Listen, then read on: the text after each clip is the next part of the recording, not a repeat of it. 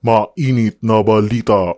Yung po bang kinikita kanya nung Rapid Tulfo in Action ay klasipikadong donation eh. Kasi sa batas natin, pagka-income, magbayad ka ng income tax. Yes po. Kalakaran sa foundation na pagmamay-ari ni Senator Raffy Tulfo na bulgar.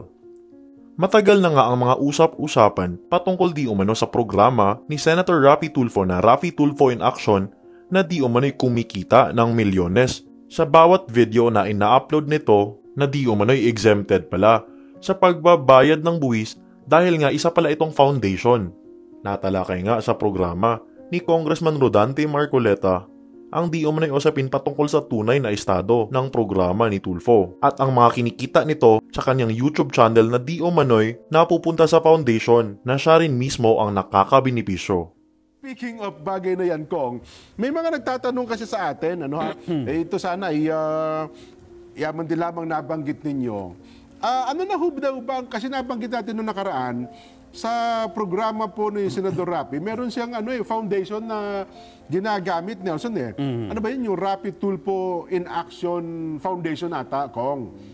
Kasi Legit. sinasabi ninyo foundation, eh baka naman ang nakalagay doon, hindi naman foundation. Ngayon, kung foundation, ang pagkakaalam ko kasi, Jen, pag foundation, pwede kang tumanggap ng mga donors. Yes po naman. Kasi yung mga donors naman, na ma-motivate na magbigay sa isang foundation. Ang foundation kasi, ayon sa aking pagkakaalam, mga charitable institutions to eh. Opo. Charitable, religious, minsan sports, cultural, educational, development, veterans, and other welfare areas or causes. Oo.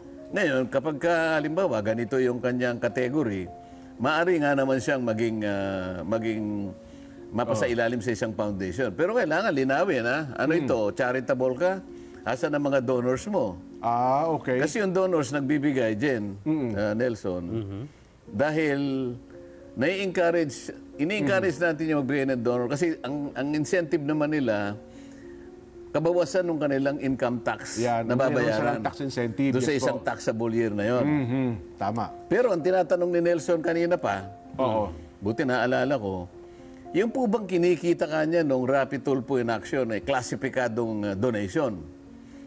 Opo. Kasi hindi ko alam, sapagkat ikaw, meron kang binanggit nung isang nung araw mga nakaraan na programa natin, opo. Kung income yun, paano magiging makaklasify na donor?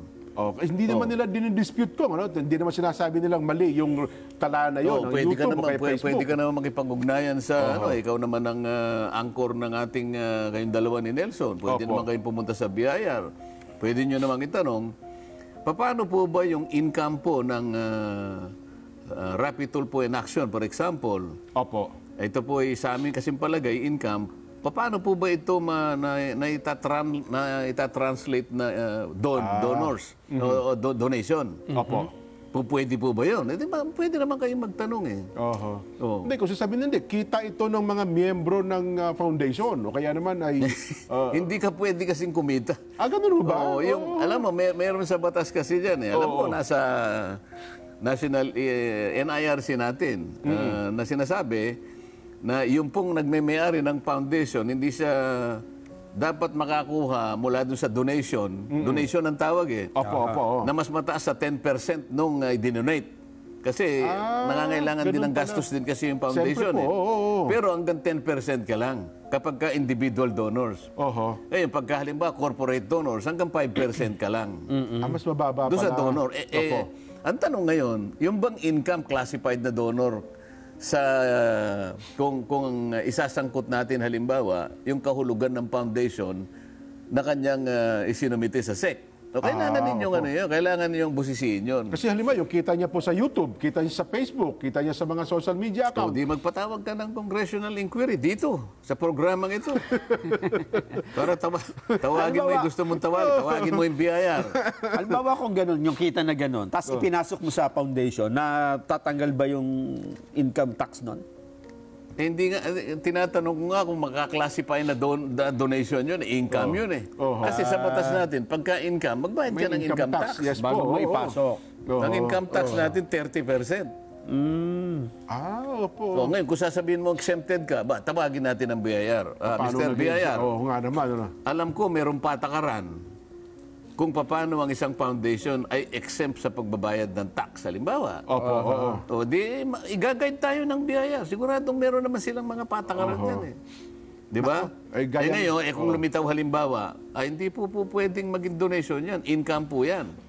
O papasok ka ngayon. Oo. O income po pala yan. Nagbabayad po ba? Tingnan natin yung financial statements nila. Yung audited financial statements. Hindi ba yung Rapid Tulfo in Action nagsimula 2018? Aha, O 2024 na ngayon, ibig Opo. sabihin, 6 na taon na nakararaan. Opo, oo. O edi ngayon, pasabihin mo yung audited financial statements niya for the last 6 years. Okay. Makikita mo ngayon kung magkano yung... Ibinayad niya, no? At pagkatapos, donor ba yan o income? Oho. Kasi dyan mo makikita yung calculation mo nga na pinakita nung nakaraang Programa natin. programa natin. Posible makinikita niya sa... ang range niya is between Oh. 2.4 2.4 million million US US dollar. up Opo. to... Mga ganun po.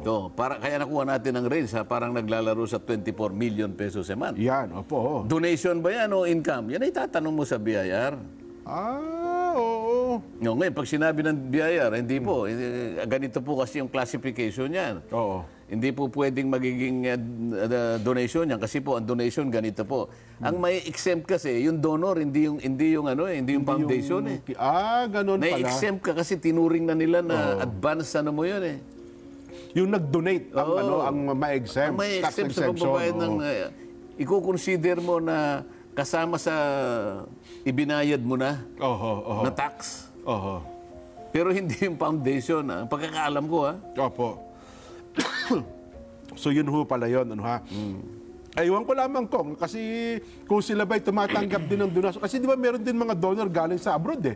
Di ba? Yung mga foreign donor, kung meron din ba silang tinatanggap na ganyan? Oo, pero kailangan nating usisahin din. Kaya kasi sa statement mo, makikita mo na yung donate mo, naibigay mo rin. Okay. Di ba? Kasi kapag ka yung donation mo, halimbawa, X amount, pagkatapos yung Binigay niya. yung naibigay mo naman na pantulong sang-ayon sa objectives mo, 1/3 lang nun di meron 2/3 naman na naiwan. Natitira, oo nga. Oh. Anong gagawin mo rito? Oho.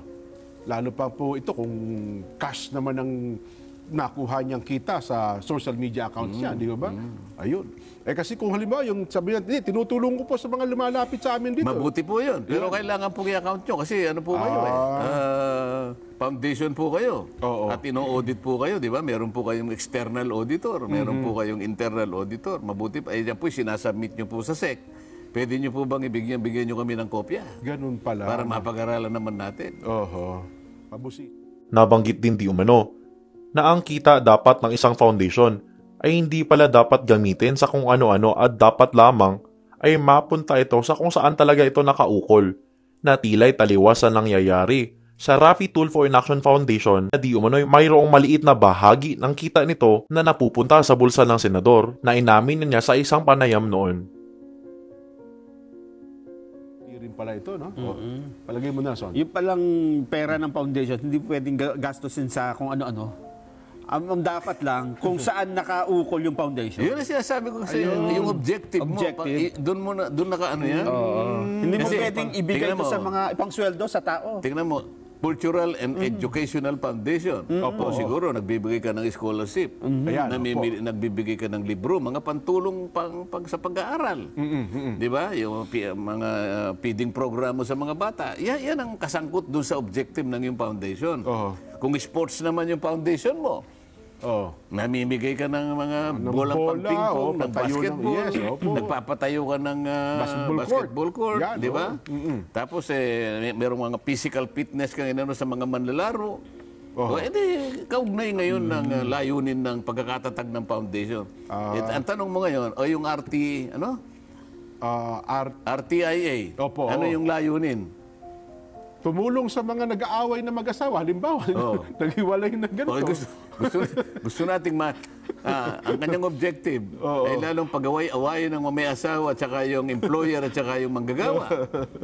At saka yung OFW, kung ano yung kanyang kinakailangan usigin niya yung mga agencies, halimbawa. Kung merong ganung layunin, halimbawa, ipakita niya na lahat ng kanyang mga ginastay ukol doon sa layunin na yun. Ayun. Kailangan malinaw yun. Ay, nako. Anyway, so abangan natin kung ano ang mangyayari ukol sa bagay na ito. Ha? Basa pa po kami ng mga reaksyon. May kinalaman sa